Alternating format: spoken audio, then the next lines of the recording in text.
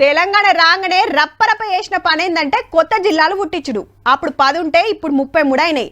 ఏ లెక్కెమ్మట చేసిండ్రు, ఎవలేమంటాన్రు, అసలు పబ్లిక్ ఏం కోరుకుంటుండ్రు అనేది పట్టించుకోలే. వాళ్ళకి నచ్చినట్టు ఆత్రమాత్రం చేసిరని లొల్లులు కూడా అయినాయి. అయినా ఏరేటోళ్ళు ఏమనుకున్నారో గదే చేసిండ్రు. బాగా చెప్తా, ఇప్పటికి కూడా జిల్లాల డిమాండ్లు అట్లనే ఉన్నాయి. అండ్లకి ఇదోటి. వరంగల్ హన్మకొండ సపరేట్ జిల్లాలు ఎందుకు, ఒక్కటే ఉండాలి, దానికి ఓరుగల్లు పేరు పెట్టాలనే ఉద్యమం శురు అయింది. అప్పట్లో పాత వరంగల్ జిల్లాను వరంగల్, హన్మకొండ, జనగామ, భూపాలపల్లి, మహిబాద్, ములుగు 6 జిల్లాలను చేసిండ్రు. అయితే హైదరాబాద్, సికింద్రాబాద్ లెక్క వరంగల్, హన్మకొండ ఒకటే సిటీని 2 ముక్కలు చేసుడేందని ప్రొఫెసర్లు, లాయర్లు, మేధావులు, ఉద్యోగ సంఘాల లీడర్లు మెచ్చుతలేరు.